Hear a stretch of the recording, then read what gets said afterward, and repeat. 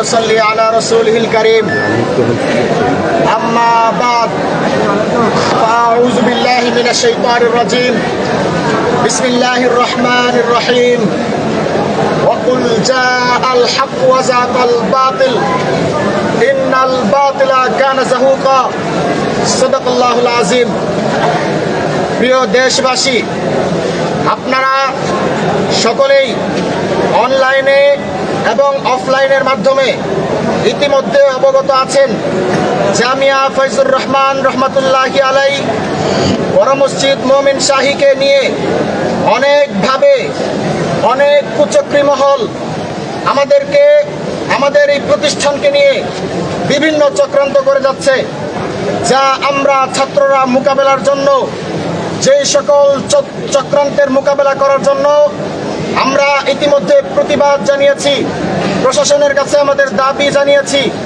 এবং দাবির পাশাপাশি আমরা এই প্রতিষ্ঠানের শৃঙ্খলা রক্ষার্থে তাদেরকে আমাদের পক্ষ থেকে দায়িত্ব গ্রহণের জন্য বলেছি। কিন্তু দুঃখের বিষয় হলো, আমাদের দাবি না মেনে মাদ্রাসার শিক্ষকদের মতামতের বিরুদ্ধে গিয়ে মাদ্রাসার ৬২ জন শিক্ষকের মধ্যে ৫৩ জন শিক্ষকের মতামতের বিরুদ্ধে গিয়ে মাদ্রাসার ১৫০০ ছাত্রদের মধ্যে ১৫০০ ছাত্রদের মতামতের বিরুদ্ধে গিয়ে অত্র মাদ্রাসার সভাপতি ব্যক্তিগত সিদ্ধান্ত নেওয়ার কারণে নিয়ে আমাদের এই জামিয়াকে ধ্বংসের মুখে ঠেলে দিচ্ছিলেন। আমাদের প্রাণ থাকতে, আমাদের অস্তিত্ব থাকতে, আমাদের এই দেহে রক্ত এবং প্রাণ থাকতে আমরা এমন কোন সিদ্ধান্ত, যে সিদ্ধান্ত এই মাদ্রাসাকে ধ্বংস করে, এমন কোন সিদ্ধান্তকে আমরা বরদাস্ত করতে পারবো না। বর্তমানে মাদ্রাসার এই পরিস্থিতির জন্য আমরা ছাত্রদের পক্ষ থেকে আজকের এই প্রেস ব্রিফিং এ স্পষ্ট ঘোষণা করছি যে আমাদের আজকের এই মাদ্রাসার এই প্রতিষ্ঠানের এই ছাত্ররা আহত হওয়ার জন্য, আজকের এই একাডেমিক কার্যক্রমে বিঘ্নতা ঘটানোর জন্য এবং আমাদের ছাত্রদের উপরে আজকে বিশৃঙ্খলার জন্য, আমাদের এই প্রতিষ্ঠানের সম্মান নষ্ট হওয়ার জন্য আমরা ময়মনসিংহের জেলা প্রশাসককে দায়ী করছি। আমরা আরো বলছি, আজকে যদি জেলা প্রশাসক ছাত্রদের সাথে কথা বলতো তাহলে আজকের এই পরিবেশ তৈরি হতো না। আজকে যদি জেলা প্রশাসক ছাত্রদের ম্যান্ডেট বুঝে কথা বলার সিদ্ধান্ত নিত তাহলে একচেটিয়া ভাবে আজকের এই বিশৃঙ্খলা থাকতো না। বিধায় স্পষ্ট আবারও ঘোষণা করছি, আমাদের আজকের এই প্রতিষ্ঠানে বিশৃঙ্খলার জন্য সমস্ত দায়ভার জেলা প্রশাসককেই বহন করতে হবে। সেই সাথে এরই প্রেক্ষিতে আজকের এই প্রেস ব্রিফিং থেকে আমরা 4টি দাবি ঘোষণা করছি। নাম্বার 1, ডিসি মহোদয়কে 24 ঘন্টার মধ্যে প্রত্যাহার করতে হবে।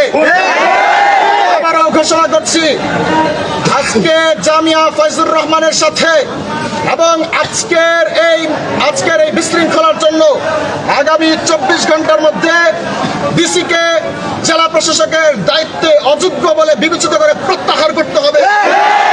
নাম্বার 2, জামিয়ার হিফজ বিভাগের প্রধান শিক্ষক হাফেজ শহীদুল ইসলাম নিজ ইচ্ছায় পদত্যাগ পত্র জমা দিয়ে মাদ্রাসা থেকে স্বেচ্ছায় চলে যেতে হবেই হবে। যে শিক্ষক আমাদের ছাত্রদের রক্ত ঝরিয়েছে, এমন শিক্ষককে আমরা বরদাস্ত করতে পারি না। নাম্বার 3, আমাদের দাবি সমূহের মধ্যে থেকে নাম্বার 3, কওমি আলেম উলামা এবং ধর্মপ্রাণ মুসল্লিদের দিয়ে মাদ্রাসার কমিটিকে গ্রহণ করতে হবে। আবারও বলছি, নাম্বার 3, কওমি আলেম উলামা এবং ধর্মপ্রাণ মুসল্লিদের দিয়ে মাদ্রাসার কমিটিকে গঠন করতে হবে। নাম্বার 4, হাফেজ শহীদুল ইসলামের ছেলে আম্মার বহিরাগতদের দ্বারা মরণাস্ত্রধারী সন্ত্রাসী দিয়ে ছাত্রদের উপর গুরুতর আঘাত করেছে, এর দায়ে জামিয়া ফয়জুর রহমান থেকে তাকে প্রশাসনকে গ্রেফতার করতে হবে। এখানে আমরা আমাদের সুস্পষ্ট কথা এবং আমাদের দাবিকে আপনাদের সামনে, দেশবাসীর সামনে উপস্থাপন করে আজকের এই কথা বড় মসজিদের ছাত্রদের প্রতিনিধিদের পক্ষ থেকে এখানেই সমাপ্ত ঘোষণা করা হলো। ওয়া আখির দাওয়ানা আলহামদুলিল্লাহি রাব্বিল রাব্বিল আলামিন। আসসালামু আলাইকুম ওয়া রাহমাতুল্লাহি ওয়া বারাকাতুহু।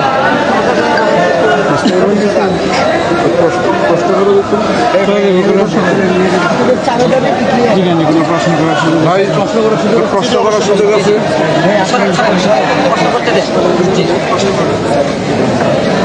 হাফেজ শহীদুল ইসলাম কি পদত্যাগ করেছেন অলরেডি? হ্যাঁ, উনি পদত্যাগ করেছেন এবং পদত্যাগ করার পর উনি স্বাক্ষর সহ মাননীয় সভাপতি বরাবর এই স্বাক্ষর করে পদত্যাগ করেছেন এবং আমরা এই কাগজ পদত্যাগপত্র আমাদের প্রতিষ্ঠাতা পরিচালক আব্দুল হক সাহেব হুজুরের কাছে জমা দিয়েছি। সে কত তারিখে পদত্যাগ করছেন? কত তারিখে পদত্যাগ করছেন? আজকে পদত্যাগ করছে, আজকে 27 তারিখ। ওনাকে কি জোরপূর্বক পদত্যাগ করানো হয়েছে বা এরকম কোনো? ওনাকে জোরপূর্বক পদত্যাগ করানোর সজ্ঞানে এই জাতীয় কোনো কথা নেই। ওনাকে সজ্ঞানে এবং স্বইচ্ছায় তিনি পদত্যাগ করেছেন এবং ওনার 2 ছেলের উপস্থিতির মাধ্যমে এবং সাক্ষীর মাধ্যমে। ধন্যবাদ। আমরা শুনেছি যে তার ছেলে আমার নাকি অস্ত্র নিয়ে ঢুকেছে, কি অস্ত্র নিয়ে ঢুকেছে?